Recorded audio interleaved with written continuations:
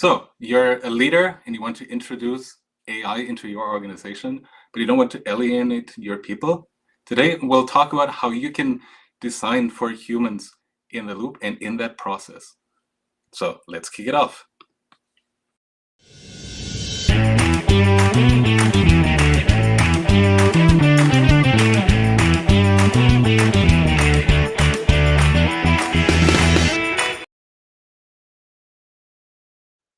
Hey, wonderful. So, folks, today we have an exciting episode for you. I'm joined by Kate O'Neill, tech humanist. Kate, thank you so much for joining. And for those of you in the audience that don't know Kate yet, maybe you can introduce yourself and who you are. Yeah, thank you. Thank you, Andreas. It's so lovely to be here. I love what you're doing with the show. I am Kate O'Neill. I'm the tech humanist, as you said. My work is around the intersection of technology and human experience. And that's been for coming up on 3 decades now. That's been kind of my focus in the technology space. So emerging technology, different platforms. Some of my highlights of my career have been that I was one of the first 100 employees at Netflix, which was a really great and formative experience.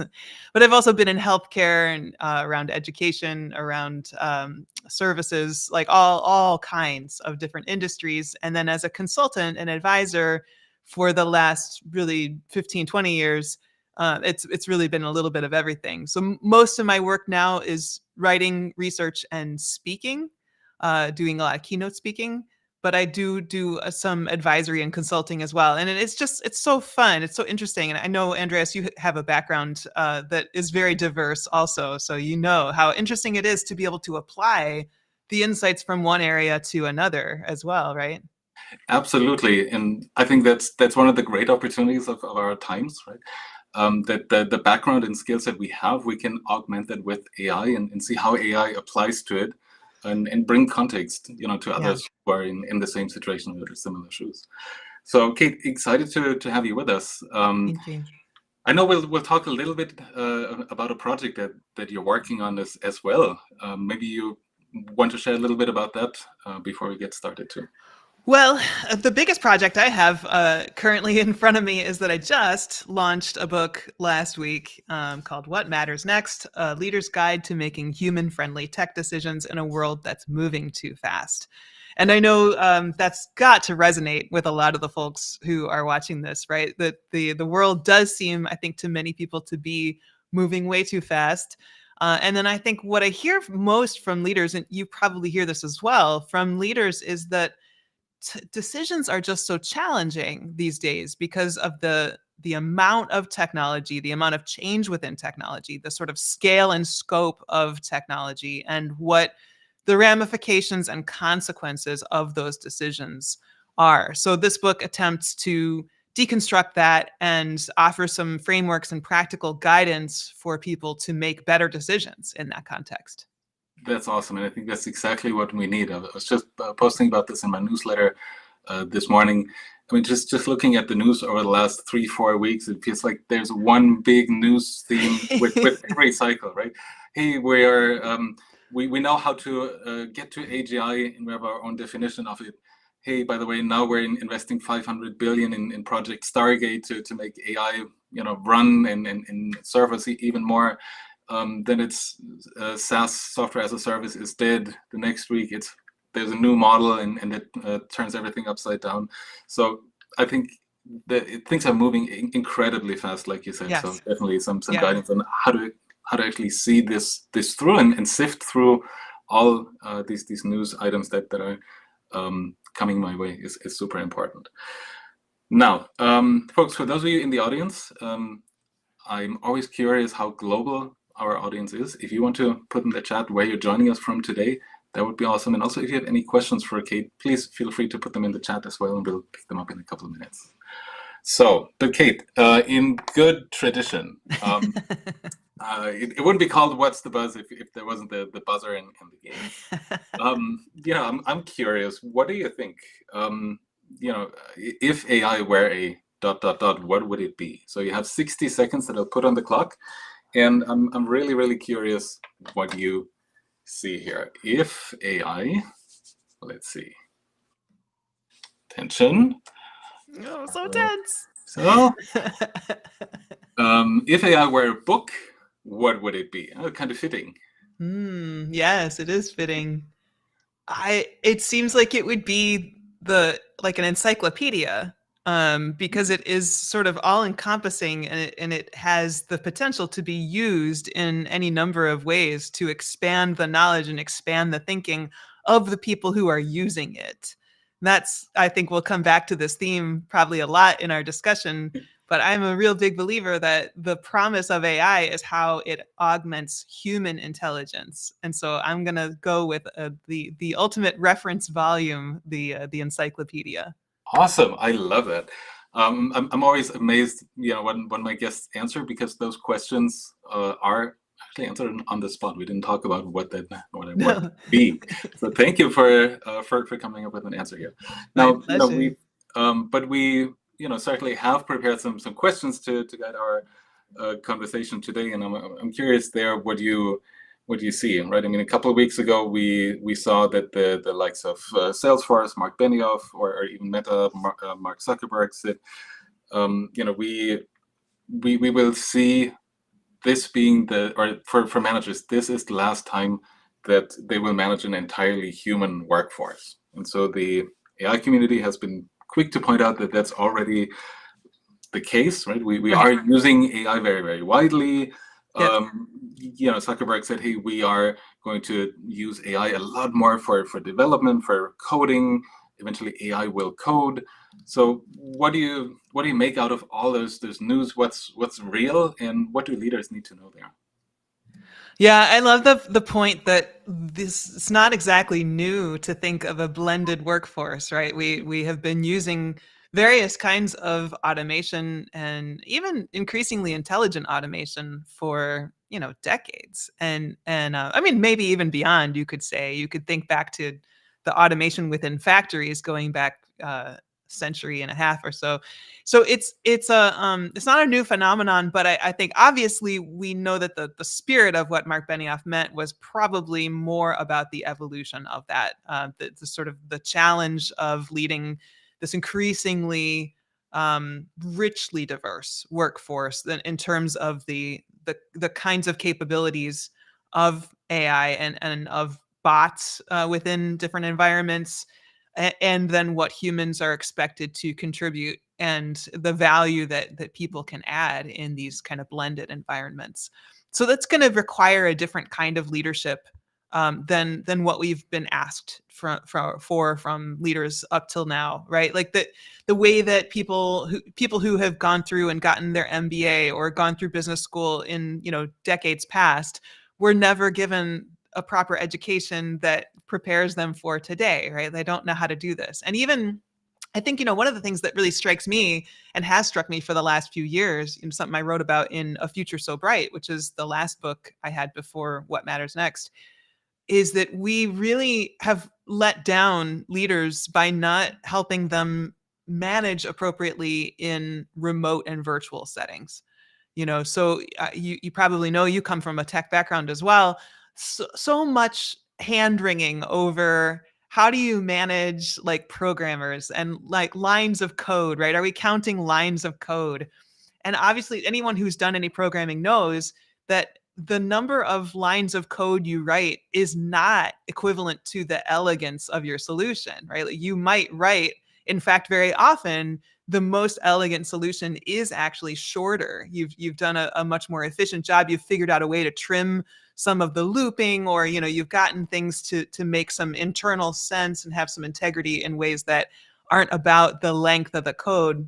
And it's really hard to manage that, just as it's hard to manage the productivity of a writer or any other kind of knowledge contributor, knowledge worker.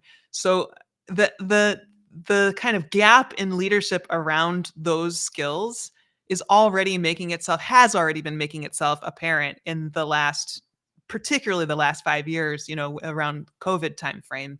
But I think as we see increasingly virtual and remote teams, despite the coming back to office trend over the last couple of years, we're still seeing a lot of companies embrace remote and virtual teams and distributed teams.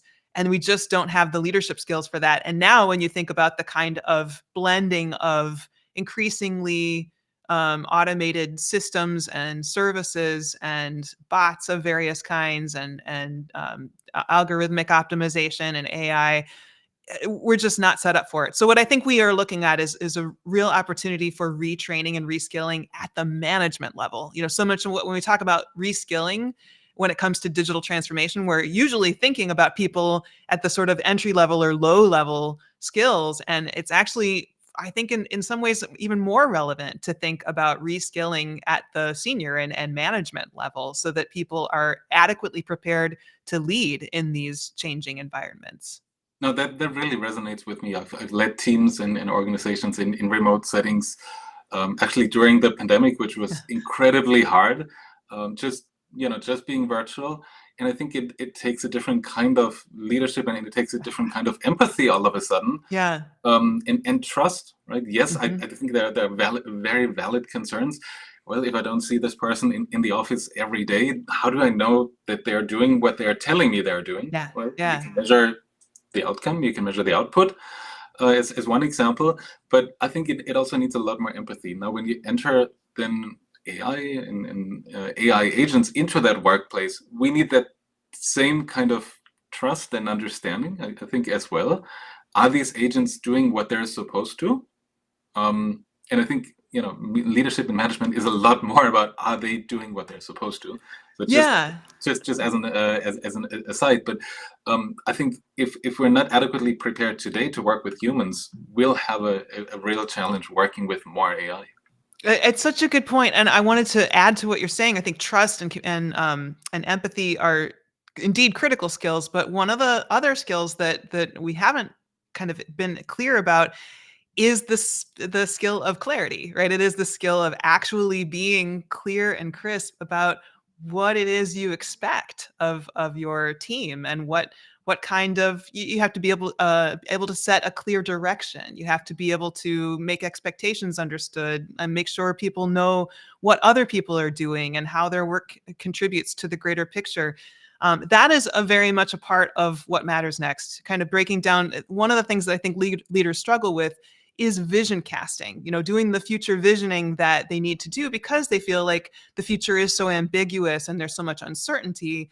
And so there seems to be this sense that it's almost easier in a sense to, run in the state of near blindness. Like we're just going to operate as we've been operating. And then as big, important things become known, they'll become known and we'll deal with them as they occur to us. It's like, that's not going to work. We absolutely need to be doing our best at understanding how to use signals in the culture and in the trends around us and externalities to make better forecasts and do better future casting. This is one of the themes that I come back to a lot in the book, that we use this term a lot in business, future proof, like we want to future proof the business. And I think that's a very silly term, actually, because we cannot be future proof. We can only be more or less future ready.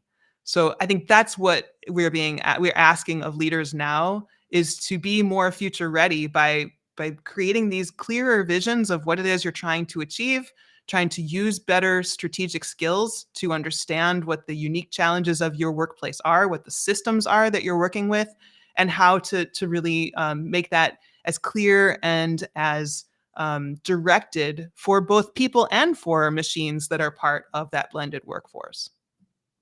The timing of what you just said couldn't be better, right? It's early February that we're live here, and many organizations, many leaders are going through goal planning. What are we going to do this year? How are we going to measure what we are doing? And so I think this skill of clarity, of vision setting, where are we going? Why are we doing this? Connecting what your team does to this larger objective, I think is critically important, obviously, and it's always been. But again, now as we enter more technology, how do we factor that into it as well? So I'm curious there, how can leaders then ensure, as more AI enters the workplace, that those human-centric values are not completely neglected or thrown out the window, because we all of a sudden prioritize even more so profits and productivity, right? We have agents, they work 24/7. They don't take sick days, maybe a little maintenance here and there. But we get constant output, we get constant quality, high level of quality. How do we make sure that we keep people, again, front and center, and how do you see leaders shape this? Well, this again, I think, comes down to leaders with the clearest vision, because it's very to focus solely on profit and efficiency. That's truly the easiest thing in the world. That's what all of the signals from business and the market will tell you are important.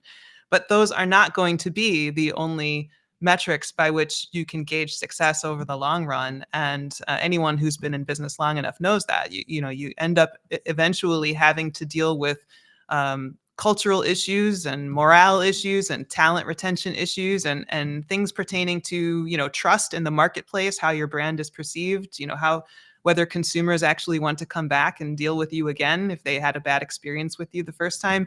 So there are many, many signals that need to be blended as part of a holistic understanding of what effective strategy is and what an effective business management is.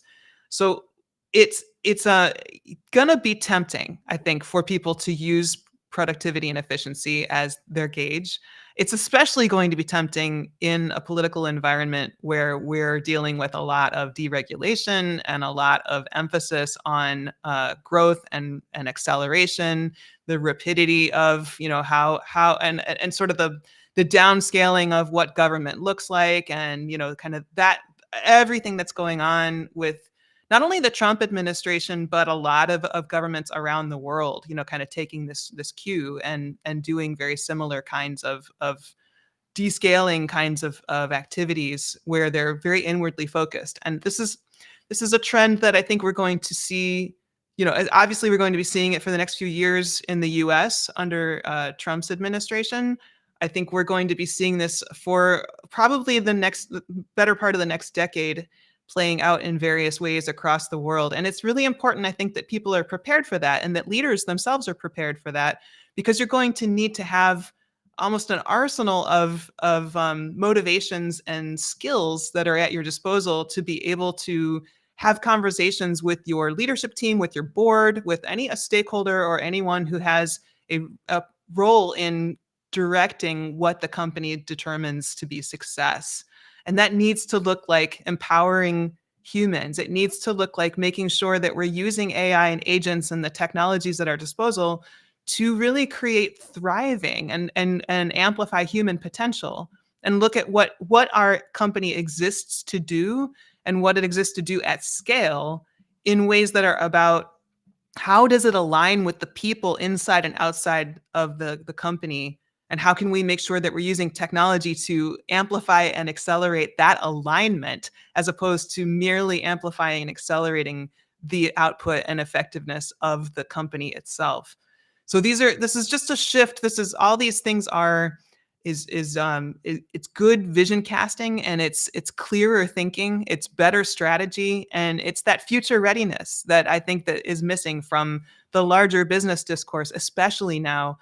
And so I am pleased to be part of helping bring that focus with this book. And I think it's just so important that people are able to have that perspective in business.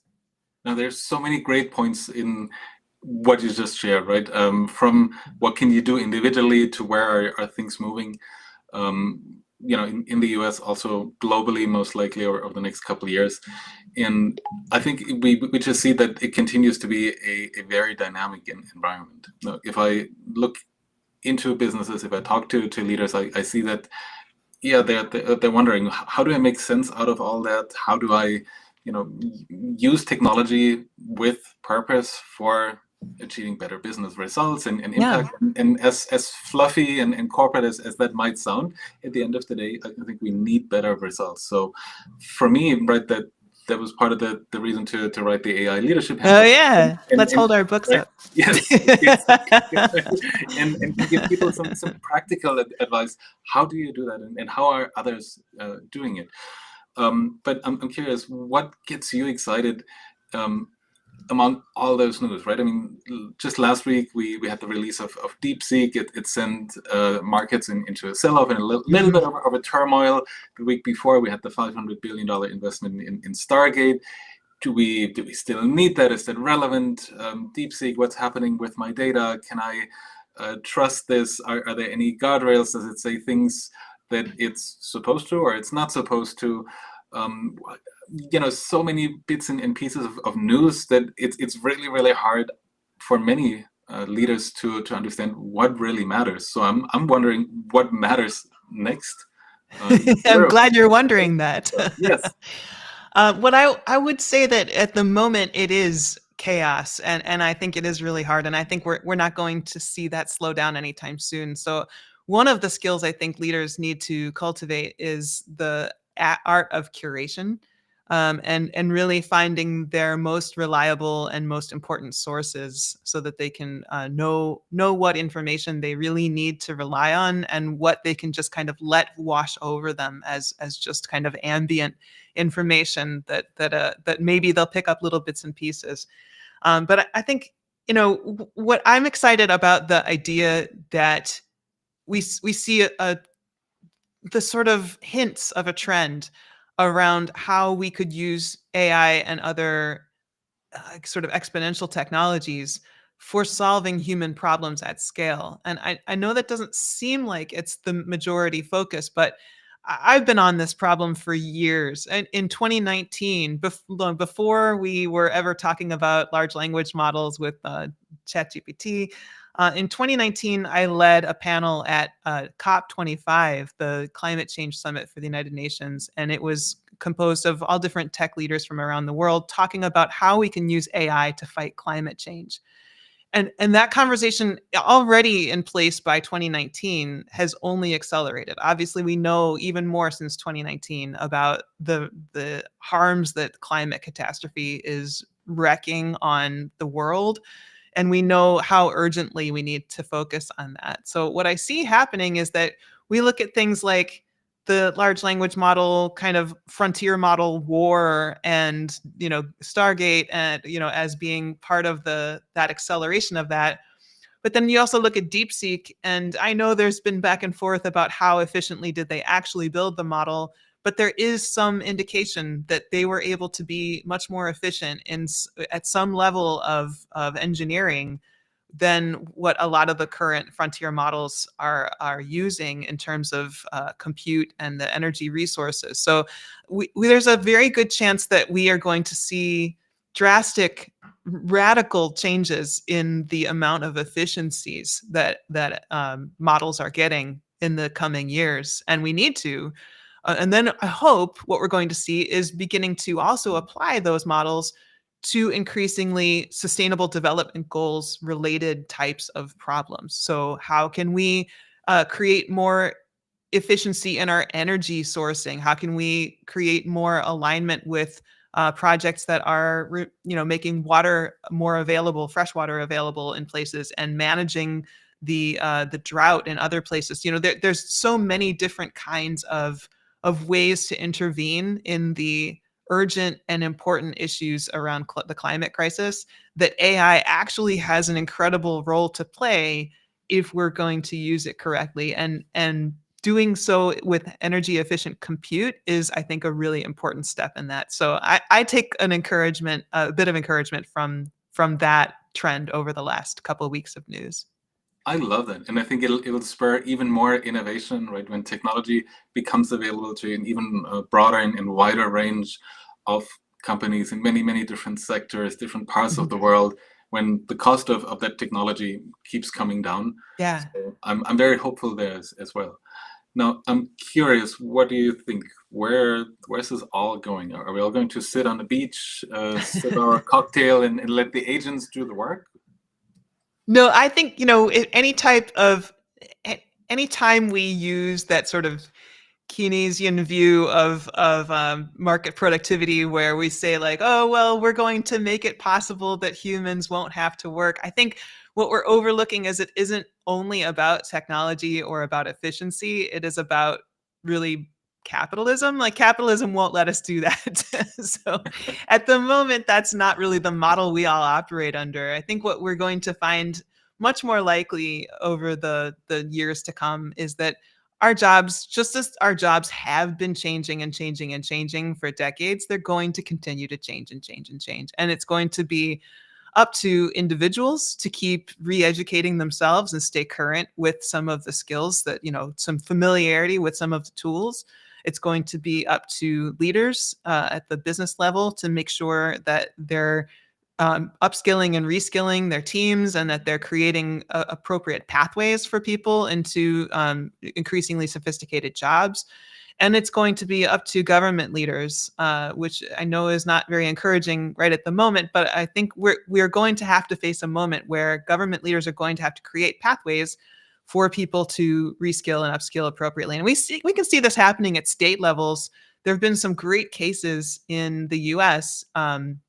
In, I think, Nevada and Nebraska are two examples where the state put together programs that partner with the local libraries and partner with a database of jobs and the skills required to fulfill those jobs. And so people who find themselves being put out of work by automation or being put out of work by different kinds of disruption in the marketplace can go to the library and look for the kinds of jobs that are available and the skills that it'll take to fulfill that. And those skills are actually available to them in courses. So it's a wholesale, a holistic kind of opportunity for people. I think we need to see a lot more of that, and that really can happen at almost any level. So that it's really, I think, a lot of disruption and change and evolution. But I think the opportunity there is so vast, and it's so important for us to stay focused on how much opportunity there is to really fulfill human potential at a level that we have not been able to until this point. So there goes my dream of sitting by the beach. Yeah, you can sit by the beach if you want to. Yeah, with my laptop probably. I'll support you. I'll cheer you on. No, awesome. Hey, Kate, we're getting close to the end of the show, and I was wondering if you can summarize the key 3 takeaways for our audience today. Yeah, I think if I summarized the points I really want people to focus on, it's that human-centered innovation is key. And no matter how much AI evolves, I really want people thinking about how we're centering humanity and human potential in all of this. I'd really love to see us stay focused on sustainability of this progress. How can we not only use our compute power most efficiently, but how can we make sure we're in alignment with the most sustainable goals, those UN sustainable development goals for a start? And then, how can we make sure that we're evolving leaders to the level that we need them to be to direct all of this for us and lead us toward this better future that we could potentially have if we make the right choices on the way there? I love it. That's very encouraging and very, very practical. Kate, one more time, where can people learn more about this? Well, my website is 𝗂𝗏insights.com. That's my company, 𝗂 Insights. And there you will find all of my books, my speaking, and especially this book, What Matters Next, which I hope that you'll pick up a copy of today and share it with all of your friends. Wonderful. Kate, it was great having you on the show. Thank you for sharing your experience and your insights with us. Thank you, Andreas. Good luck for the next couple of days. I'm sure this is only one of many shows that you'll do to talk about the book. It's great having you on. But it's the most important one, right, Andreas? Yes, at least of the day, I hope. Hey, do I get to hear the buzzer? No sound effect, unfortunately. Oh, okay. So just a prop. All right. Yeah. Well, thanks for everyone for tuning in. Perfect. Thank you so much, and see you next time for another round of the Intelligence Briefing Live. What's the buzz? Bye-bye.